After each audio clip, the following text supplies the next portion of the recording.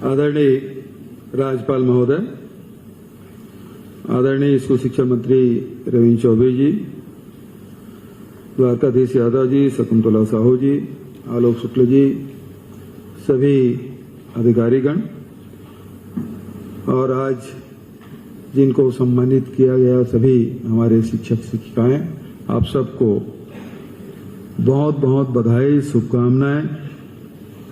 आज डॉक्टर सर्वपल्ली राधाकृष्णन जी का जन्मदिन है और साथ ही आज हज षष्ठी भी है, उसकी भी आप सबको बधाई और शुभकामनाएं। राधाकृष्णन जी के बारे में आप सब जानते हैं, उन्होंने अपना जन्मदिन शिक्षक दिवस के रूप में मनाने का फैसला किया। ऐसे बहुत से राजनेता हुए जिन्होंने शिक्षकीय कार्य करते हुए वो राजभवन और राष्ट्रपति भवन तक के पहुंचे, जिसमें सर्वपल्ली राधाकृष्णन जी का नाम, एपीजे अब्दुल कलाम जी का नाम बड़े सम्मान से हम लोग लेते हैं। वहीं प्रणब मुखर्जी जी भी शिक्षक ही रहे, डॉक्टर मनमोहन सिंह जी भी शिक्षक रहे। तो बहुत से ऐसे शिक्षक हैं जिन्होंने अपने शिक्षकीय कार्य करते हुए राजनीतिक में, सामाजिक क्षेत्र में, आध्यात्मिक क्षेत्र में, अनेक क्षेत्र में उन्होंने ऊंचाइयां प्राप्त की और देश को, समाज को एक नई दिशा दी। एपीजे अब्दुल कलाम के बारे में तो राष्ट्रपति कहलाना तो कम पसंद करते थे, शिक्षक कहलाना पसंद करते थे। और आखिरी वक्त भी जब शिलांग में वो व्याख्यान दे रहे थे, उस समय भी वो शिक्षकीय कार्य करते हुए अपने प्राण त्यागे थे। राष्ट्र निर्माण में, समाज के निर्माण में शिक्षकों की बहुत महत्वपूर्ण भूमिका। आदिकाल से हम लोग देख रहे हैं, भारत में गुरु शिष्य परंपरा रही है और जब हम राम को याद करते हैं तो वशिष्ठ को भी याद करते हैं, कृष्ण को याद करते हैं तो संदीपनी की याद करते हैं। विवेकानंद जी की तस्वीर यहां लगी है, यदि उन्हें याद करते हैं तो बरबस रामकृष्ण परमहंस की याद आती है। तो जिस प्रकार से एक लंबी सूची आदिकाल से और वर्तमान में भी, जिस प्रकार से चौबे जी ने जो बात कही कि आज चंद्रयान में भी हमारे वैज्ञानिक ने चंद्राभियान में सफलता हासिल की, तो उसमें गुरुओं का बड़ा योगदान।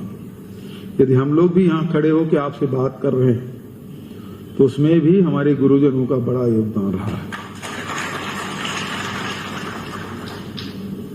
तो शिक्षक दिवस के अवसर पर बहुत बहुत बधाई, शुभकामनाएं।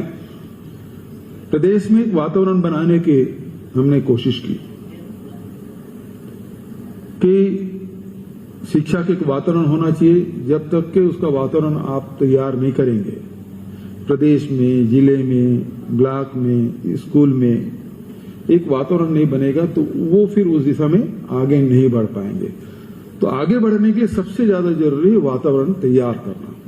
तो वातावरण तैयार करने के लिए सबसे पहले जरूरी है कि हमारे स्कूलों में शिक्षकों की भर्ती हो। दूसरा ये है कि वो जो कैंपस है वो सुंदर होना चाहिए। जब विद्या मंदिर कहते हैं हम स्कूलों को, तो वो फिर अस्वच्छ क्यों होना चाहिए, वो जीर्ण शीर्ण क्यों होना चाहिए, वो टूटे फूटे क्यों होना चाहिए। 2017-18 तक की लगभग 17 करोड़ तक की ही राशि व्यय होती रही है। इस समय हम लोग 1037 करोड़ रुपया हमने कहा, और बाद में जब आलोक शुक्ला जी आए तो बोले ये तो थोड़ा कम पड़ रहा है। मतलब कम पड़ रहा है तो और बढ़ा देते हैं।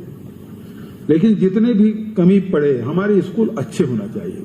बच्चे जाएं तो हमको स्कूल जाना है, उसको खुशी होनी चाहिए। शिक्षक जाएं तो उनको भी लगना चाहिए कि मेरा स्कूल है, साफ और सुंदर है। तो एक वातावरण उससे बनता है। और हर प्रकार के पढ़ाई की व्यवस्था, जहां हम लोगों ने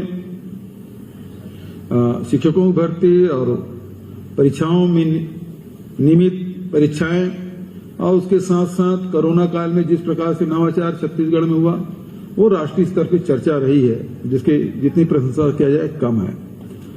उसके साथ साथ हम लोगों ने एक नवाचार किया कि जो 10वीं पास कर रहे हैं वो बच्चे ITI भी कर सकते हैं। जब 12वीं पास करें तो उसके बाद 2 सर्टिफिकेट, जिसमें 12वीं का भी सर्टिफिकेट और दूसरा ITI भी सर्टिफिकेट। तो इस प्रकार से ये पूरे देश में पहली बार ऐसा हुआ और भारत सरकार के बहुत सारे अधिकारी आए थे। अब उसको राष्ट्रीय स्तर पे इसको लेने के विचार चल रहे हैं। तो हमारी कोशिश उसी प्रकार से स्वामी आत्मानंद अंग्रेजी स्कूल की बात हो और महाविद्यालयों में भी देखेंगे तो लगातार 2 यूनिवर्सिटी भी हम लोग खोले, 4 मेडिकल कॉलेज भी खोले, 33 महाविद्यालय भी खोले। तो शिक्षा के क्षेत्र में बड़े कदम राज्य सरकार की ओर से उठाया गया है और इससे पूरे प्रदेश में वातावरण भी बनेगा, क्योंकि यही बच्चे हैं वो हमारे प्रदेश के देश के भविष्य बनेंगे।